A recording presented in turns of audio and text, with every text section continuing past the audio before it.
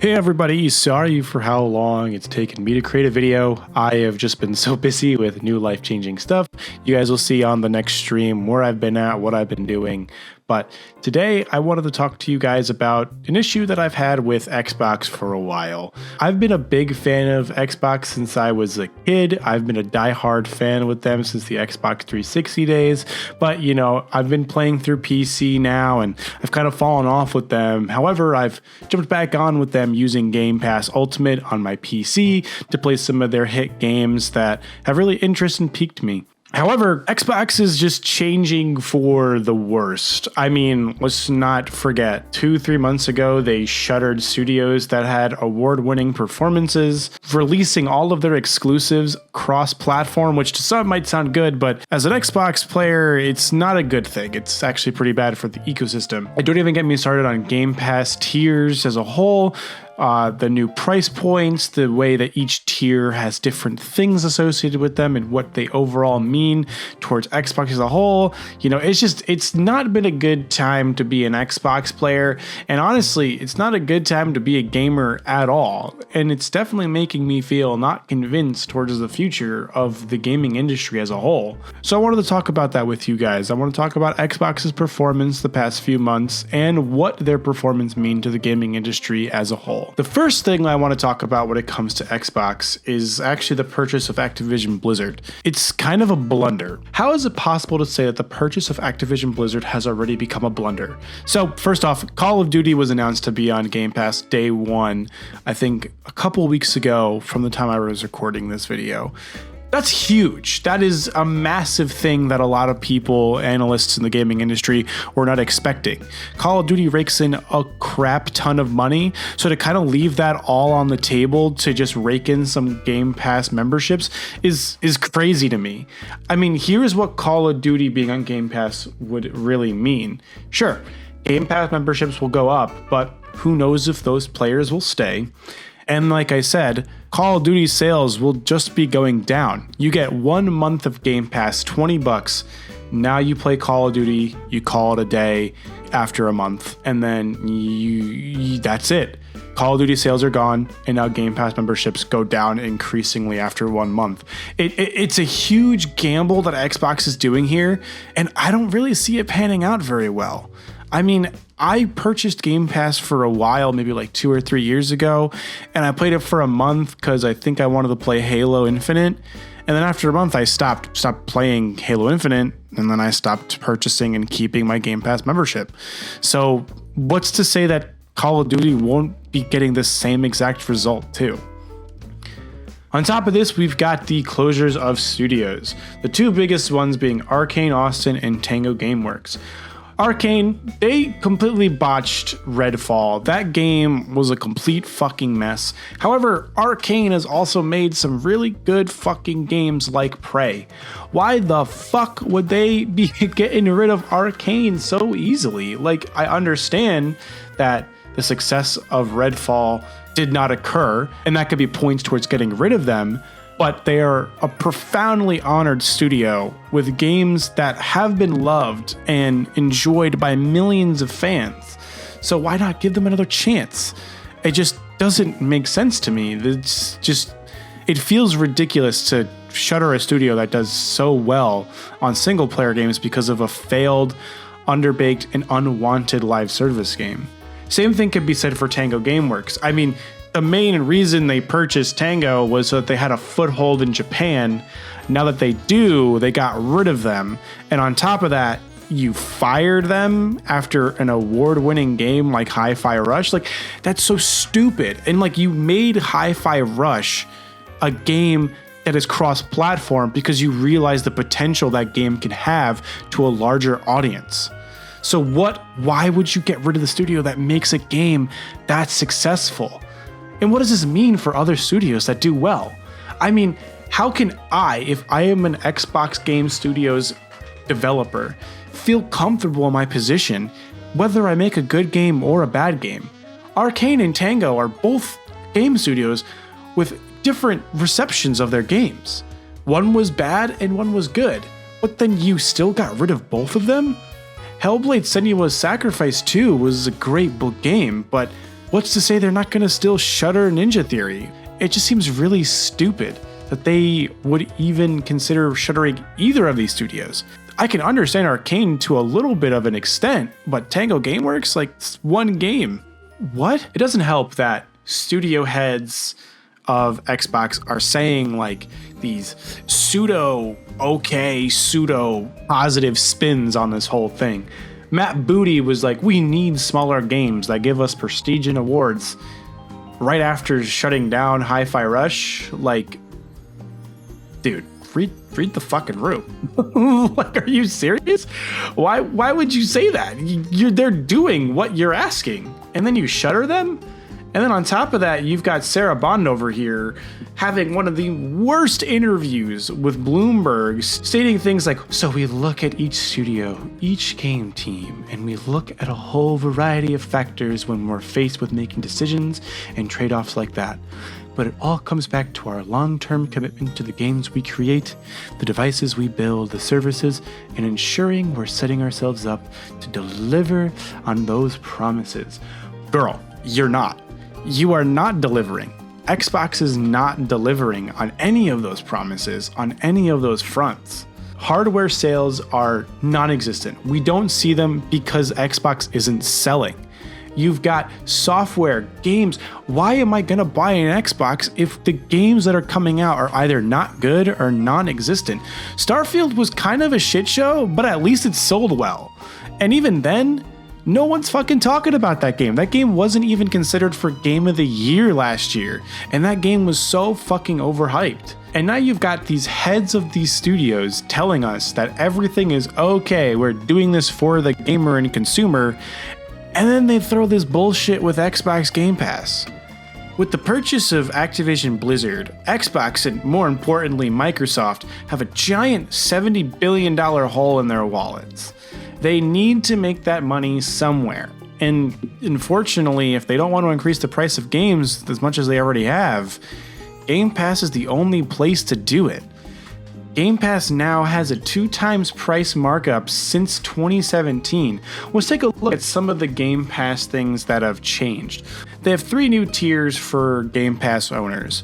They've got Game Pass Core, PC Game Pass, and Game Pass Ultimate. Game Pass Core is taking over Game Pass Console, which you would think would be like their flagship thing to get people to keep playing Xboxes, keep purchasing Xboxes. For example, the whole reason they're like telling you to buy an S is because it's perfect for Xbox Game Pass, but then Core doesn't offer day one releases. What the fuck? Why the fuck would they take that away? Console already did it. Why the fuck are you taking it away? And it's $10. $10 is great. That's not a bad price. I mean, that's what Game Pass Ultimate used to be, but we'll talk about that in a second. But $10 is still a good price, so why get rid of the most important feature, which is day one games on the console version? Like, I could still buy this version on PC, but for $2 more, I can get PC Game Pass and get day one games and get cloud gaming via Nvidia. It would be stupid to go with Core unless I'm on console, but even then it's stupid because you're getting nothing for it. And then Game Pass Ultimate, like I said, is now 20 fucking bucks. It's $20 to get Game Pass Ultimate on any console or any PC. That's insane. 2017, it was $10. 7 years later, it is now $20. And of course, services increase their pricing. I understand that. But for fundamentally zero change between 2017 and now, it is very telling what they're trying to do with Game Pass. Game Pass is what they want to pay for Call of Duty. They want Call of Duty to be bought. They want their purchase of Activision Blizzard to come from Game Pass. Because when you think about it, you get somebody on Xbox Game Pass Ultimate, for example, like myself, you get them paying $20 a month, start in January, end in December. What is that?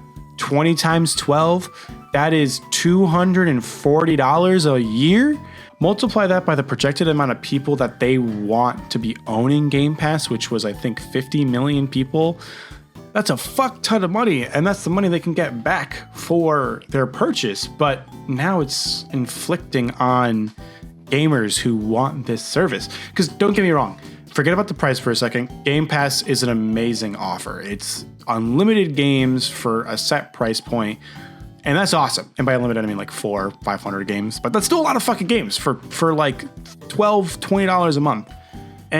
But from a distance, it's really hard to tell somebody, hey, you get Game Pass, when Xbox is kind of dying. The exclusives aren't really there, and even if they do exist, they might go cross-platform, and they might not even be good, so what's the fucking point? Whereas with something like Nintendo and Sony, you know for the most part their exclusives are great, their games are going to be great, so a service like this would make sense for them, and people would be purchasing and jumping on board with that.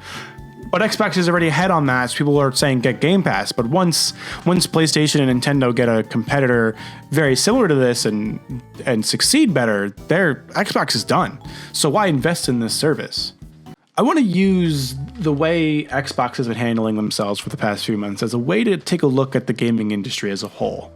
Gaming has increasingly become an Ouroboros. It's eating itself with the way that developers and studios are managing and handling their games. One of the biggest ones, Suicide Squad, just came out recently, not even that long, beginning of the year, and it's already free to play. It took Destiny, 2.5, 3 years for that to happen?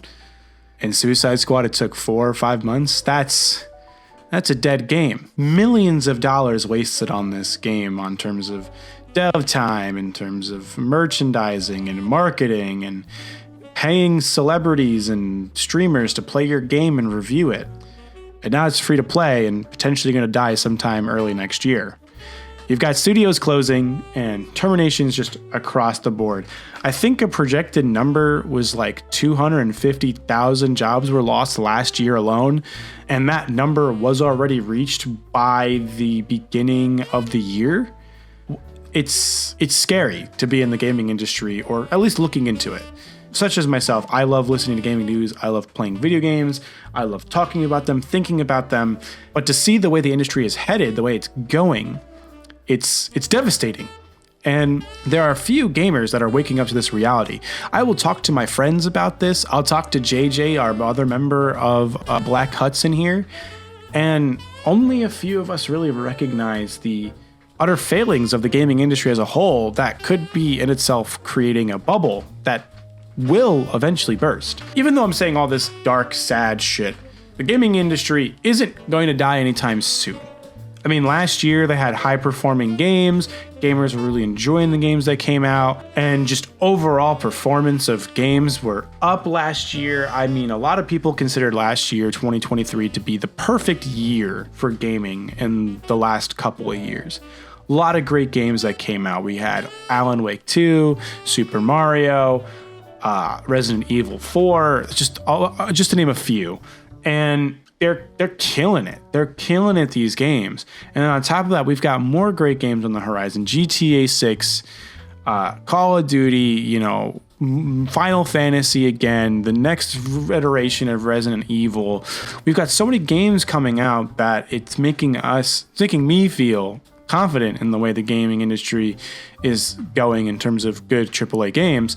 But honestly, if we just forget about the giants like Xbox, Sony, and Nintendo for a second, smaller titles are fucking blowing them out of the water. I mean, hop on a stream for a minute and you'll see all these different kinds of games that are just destroying the competition, that no matter what I say in this video, even if this video ever gets shown to a fucking AAA studio head, when you got games like Balastro just completely outperforming AAA games like the Suicide Squad, it's a no-brainer where the industry should be heading, and yet they're not. There's these small studios that are performing really well, and it should show AAA studios that smaller budgets and better made performing games are what gamers want, not these high budget, high quality games. They just want a game. Gamers want a game. I want a video game. I fucking played Destiny, for God's sakes. Clearly, I do not care about the quality of my game. I care if it's fun to play. And that's what I think gaming heads in these AAA spaces need to listen to. They need to listen to the consumer, and they need to listen to their employees. Cut budgets, cut hours, and try to make sure that the gamers are getting games that they want to play. Make a game that you want to play. All right, Ubisoft, I don't want to fucking play a game that you think an executive will like. I want to play a game that I'm going to like. And honestly, to the viewer, to you who's potentially watching this video, the best way for you to kind of show up and tell the studios your games fucking suck is to buy these smaller games that you enjoy and tell the bigger games to fuck off. Don't buy them. Don't purchase a game if you truly don't feel like it's going to be a good game for you. Hopefully, this little rant will help you guys think about the gaming industry as a whole, especially the fact that, Xbox is kind of fucking it up. For one, I'm not convinced that the gaming industry is going in a perfectly good direction. I know that there's some great games out there, there's some great developers, but I'm worried. I'm scared, and honestly, I hope nothing bad happens to games as a whole. Really wouldn't want another gaming crash out here. But if you like listening to this video, because you're probably listening to it versus watching it, because I'd probably be using some Xbox marketing bullshit in the background, please go ahead and hit the like button, subscribe, check out JJ's videos. He has the most videos on this channel because he actually does his job and I don't, and that's because I'm a fucking jerk. But please check us out. Check out our streams. We should be streaming sometime in the future. Whenever this video comes out, a stream either has happened or will happen. And more videos like this will be coming out soon down the pipeline from myself and JJ. But yeah, appreciate you all. Love you all. See you guys in the next one. Peace.